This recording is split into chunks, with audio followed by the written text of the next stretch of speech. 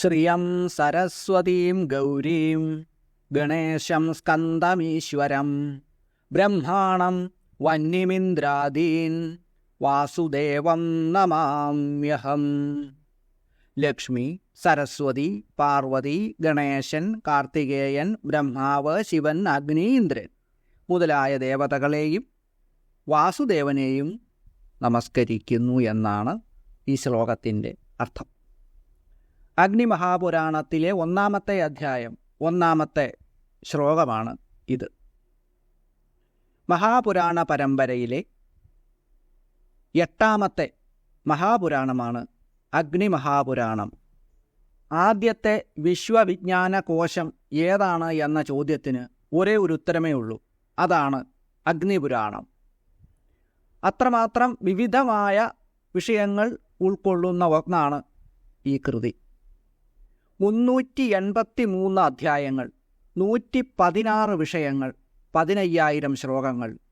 അതാണ് അത്യുത്കൃഷ്ടമായിട്ടുള്ള ഈ ഗ്രന്ഥത്തിൻ്റെ വിസ്തൃതി. ഈശാനകൽപ്പത്തിൽ അഗ്നിദേവൻ വസിഷ്ഠ മഹർഷിക്ക് ഉപദേശിച്ചു കൊടുത്തതാണ് ഈ പുരാണം. അഗ്നേയ പുരാണം എന്നുകൂടി അറിയപ്പെടുന്ന ഈ മഹാപുരാണം ഭാരതീയമായ പൗരാണിക വിജ്ഞാനത്തിൻ്റെ മഹാസാഗരം തന്നെയാണ്. വിവിധങ്ങളായ ആധികാരിക സ്രോതസ്സുകളിൽ നിന്നും നിരവധി അറിവുകളാണ് ഈ കൃതിയിൽ നിറച്ചു വച്ചിട്ടുള്ളത്.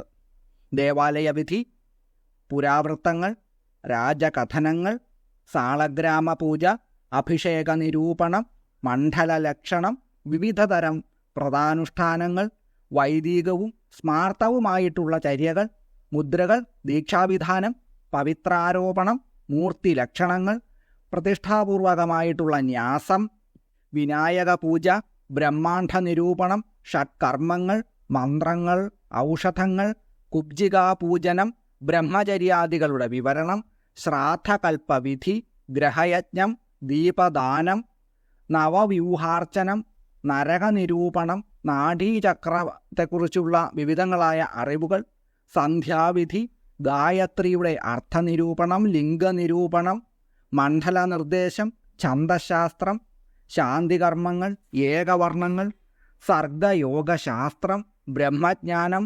പുരാണവൃത്താന്തങ്ങൾ, വംശാവലി, പൂജാവിധി, ദർശനങ്ങൾ, മന്ത്രശാസ്ത്രം, തന്ത്രശാസ്ത്രം, രത്നശാസ്ത്രം, ശിക്ഷ, വ്യാകരണം, നിരുക്തം, ജ്യോതിഷം, ജ്യോതിശാസ്ത്രം, ഉപവേദമായ ആയുർവേദത്തെക്കുറിച്ചുള്ള നിരവധി പാഠങ്ങൾ, ആയുർവേദ ചികിത്സകൾ, മനു, നാരദൻ, യാജ്ഞവൽക്യൻ എന്നിവരുടെ സ്മൃതികൾ, ധർമ്മശാസ്ത്രങ്ങൾ, വ്യാകരണം, യോഗശാസ്ത്രം, പിതൃക്രിയാവിധികൾ, വൃക്ഷായുർവേദം, ശില്പശാസ്ത്രം, നീതിശാസ്ത്രം, സ്തോത്രങ്ങൾ, പിതൃക്രിയകൾ എങ്ങനെയാണ് ചെയ്യേണ്ടതെന്നുള്ള വിധികളും മറ്റും, വൃക്ഷായുർവേദം, ശില്പശാസ്ത്രം, നീതിശാസ്ത്രം, മാഹാത്മ്യങ്ങൾ തുടങ്ങിയ പൗരാണികമായിട്ടുള്ള അറിവുകളും വിദ്യകളുമെല്ലാം അടങ്ങിയിട്ടുള്ള സർവവിജ്ഞാന കോശമായിട്ടുള്ള ഒരു മഹാപുരാണം തന്നെയാണ് അഗ്നിമഹാപുരാണം. അതിൽ നിന്നെടുത്തിട്ടുള്ള അതിമഹത്തായിട്ടുള്ള ഒരു സ്തോത്രമാണ് ഇന്നത്തെ അധ്യായത്തിൽ ഇവിടെ പ്രതിപാദിക്കുന്നത്.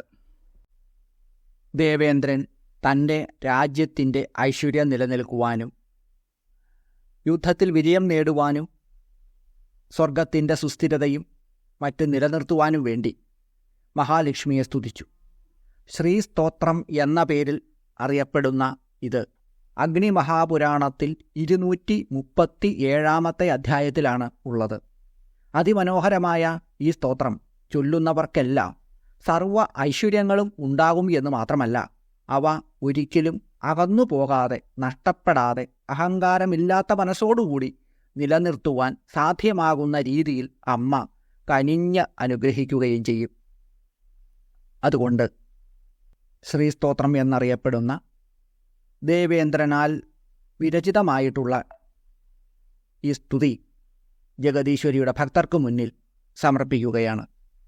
ശ്രീ മഹാവിഷ്ണുവിനോടൊപ്പം ശ്രീ മഹാലക്ഷ്മിയെ ധ്യാനിച്ചുകൊണ്ട്, നമ്മുടെ അച്ഛനും അമ്മയുമായി അവരെ കരുതിക്കൊണ്ട് ഈ സ്തോത്രം ആഴ്ചയിൽ ഒരു തവണയെങ്കിലും ജപിക്കുകയാണെങ്കിൽ സർവ്വ ഐശ്വര്യസിദ്ധി ഉണ്ടാവുകയും അത് ദീർഘകാലം നിലനിൽക്കുകയും ചെയ്യും.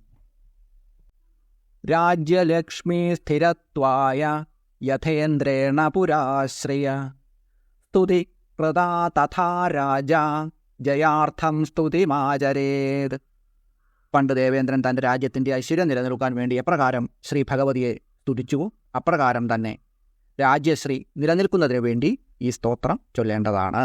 ഓം ഇന്ദ്ര ഉവാച. ഇന്ദ്രൻ പറഞ്ഞു, നമസ്യേ സർവലോകാനാം ജനനീമബ്ധിസംഭവാം ശ്രിയമുന്നിദ്രപത്മാക്ഷീം വിഷ്ണുവക്ഷസ്ഥലസ്ഥിതാം. സമസ്ത ലോകത്തിൻ്റെയും അമ്മയായിട്ടുള്ളവളും പാൽക്കടലിൽ നിന്ന് ജനിച്ചവളും വിടർന്നു നിൽക്കുന്ന താമരപ്പൂവിന് തുല്യമായിട്ടുള്ള കണ്ണുകളോടുകൂടിയവളും ശ്രീ മഹാവിഷ്ണു ഭഗവാന്റെ മാറിടത്തിൽ വിശ്രമിക്കുന്നവളുമായ ലക്ഷ്മീദേവിയെ ഞാൻ നമസ്കരിക്കുന്നു. ത്വം സിദ്ധി ത്വാം സ്വഥാ സ്വാഹ സുധാത്വം ലോകപാവനീ സന്ധ്യാരാത്രി പ്രഭാഭൂതിർ മേധാ ശ്രദ്ധാ സരസ്വതി യജ്ഞവിദ്യ മഹാവിദ്യ ഗുഹ്യവിദ്യ ച ശോഭനേ ആത്മവിദ്യ ച ദേവി ത്വാം വിമുക്തി ഫലദായിനി ആന്വീക്ഷീകീ ത്രയീ വർത്ത ദണ്ഡനീധിസ്ത്വമേവ ച സൗമ്യം ജഗദ്രൂപം ത്വയൈതദ്ദേവി പൂരിതം. അല്ലയോ ലോകപാവനി, അവിടുന്ന് സിദ്ധിയും സ്വധയും സ്വാഹയുമാകുന്നു. അമ്മ സന്ധ്യയാണ്, രാത്രിയാണ്, പ്രഭയും അമ്മ തന്നെയാകുന്നു. ഭൂതി, മേധ, ശ്രദ്ധ, സരസ്വതി എല്ലാം അമ്മ തന്നെയാണല്ലോ. അല്ലയോ ശോഭനെ, യജ്ഞവിദ്യയും മഹാവിദ്യയും ഗുഹ്യവിദ്യയും അവിടുന്നല്ലാതെ വേറെ ആരുമല്ല. മുമുക്ഷുക്കൾക്ക് മോക്ഷം നൽകുന്നത് അവിടുന്നല്ലാതെ വേറെ ആരാണ്? ആന്വേഷികി, ത്രയി, വാർത്ത, ദണ്ഡനീതി എന്നിവയും അമ്മയുടെ അതുല്യമായ പ്രഭാവം തന്നെയാണ്. സൗമ്യമായിട്ടുള്ള ജഗത്തിൻ്റെ സ്വരൂപമാണ് അവിടുന്ന് എപ്പോഴും കൈക്കൊള്ളുന്നത്.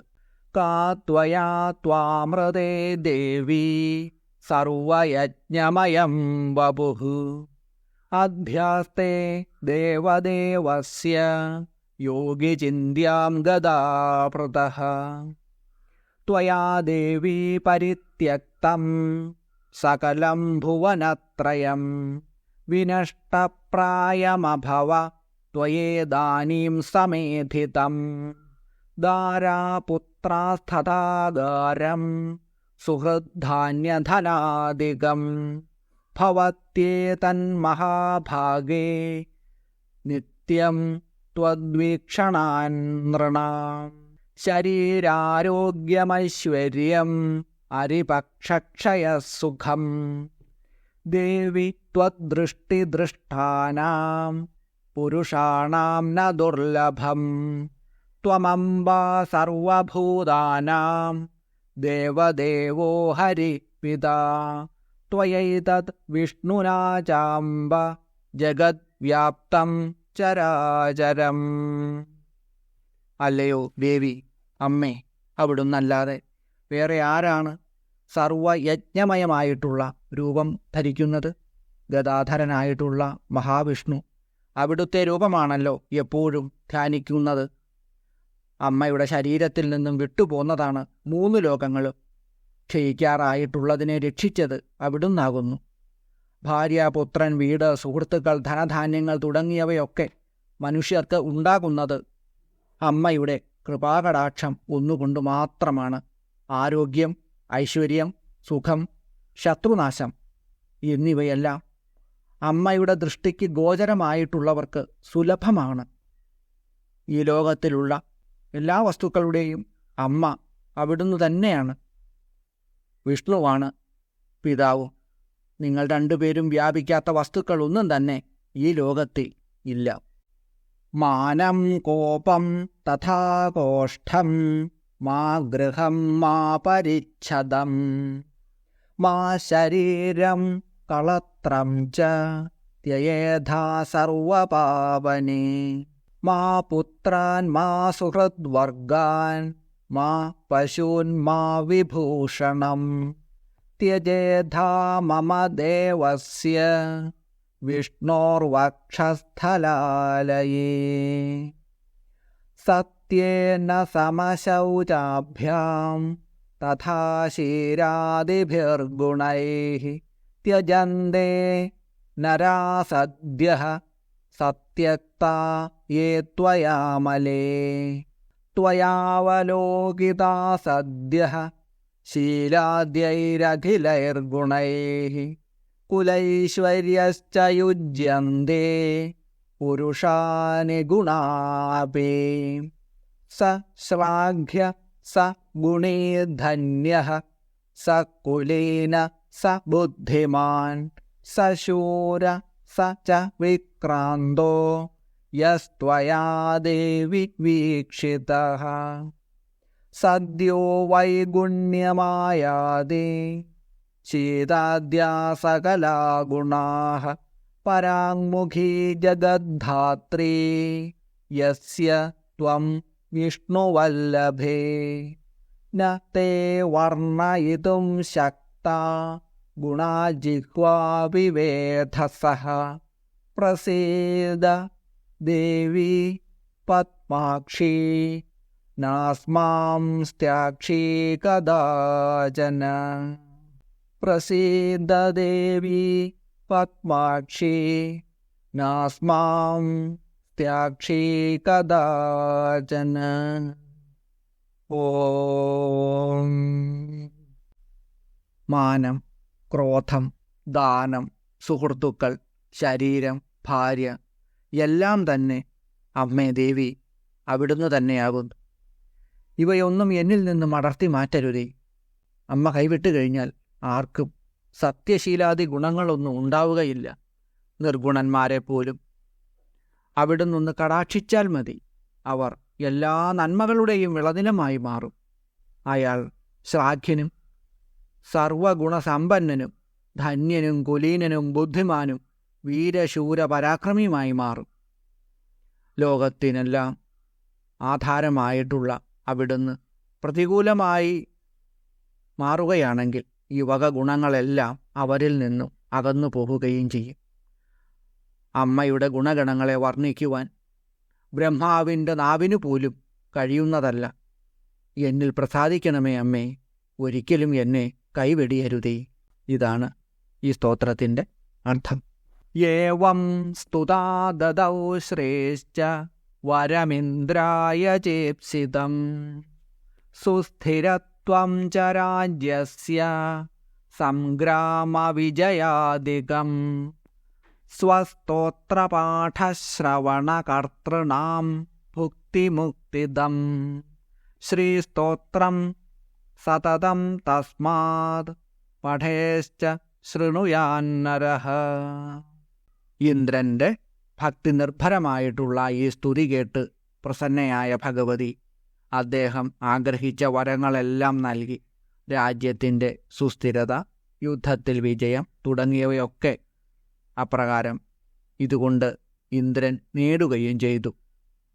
ഈ സ്തോത്രം വായിക്കുകയോ കേൾക്കുകയോ ചെയ്യുന്നവർക്കെല്ലാം ഭക്തിയും മുക്തിയുമെല്ലാം ഉണ്ടാകുന്നതാണ്. അതുകൊണ്ട് എല്ലാവരും ഇത് പഠിക്കുകയും കേൾക്കുകയും ചെയ്യേണ്ടതാണ്. ഏതെങ്കിലും ഒരു ദിവസം രാവിലെ പൂജാമുറിയിലിരുന്നോ ശുദ്ധമായ ഏതെങ്കിലും ഒരു സ്ഥലത്തിരുന്നോ ശ്രീ മഹാലക്ഷ്മിയെയും ഭഗവാനെയും അമ്മയും അച്ഛനുമായി കരുതി ഈ സ്തോത്രം ജപിച്ചു നോക്കുക. സർവ്വസൗഭാഗ്യങ്ങളും ദീർഘകാലം നിലനിർത്തുവാൻ ഇതുകൊണ്ട് സാധ്യമാകും. ശ്രീ മഹാവിഷ്ണു ക്ഷേത്രത്തിൽ തുളസിമാല അർപ്പിച്ചുകൊണ്ട് ഈ സ്തോത്രം ഒരു പ്രാവശ്യം ജപിച്ച് പ്രാർത്ഥിക്കുകയാണെങ്കിൽ അതുകൊണ്ടുണ്ടാകുന്ന ഗുണഫലങ്ങൾ എണ്ണിയാൽ തീരില്ല. ഭഗവാന്റെയും ഭഗവതിയുടെയും ശക്തി ചൈതന്യങ്ങൾ ഉൾക്കൊള്ളുന്ന അതിമഹത്തായ ഈ സ്തോത്രകൃതി അധികമാർക്കും അറിയാത്ത ഒന്നാണ്. സനാതനധർമ്മത്തിൻ്റെ ഈടുവയ്പ്പുകളായിട്ടുള്ള മഹാപുരാണങ്ങളിലെ അതിമഹത്തായ അറിവുകളും സ്തോത്രങ്ങളുമെല്ലാം എത്ര പറഞ്ഞാലും അവസാനിക്കാത്തതുമാണ്.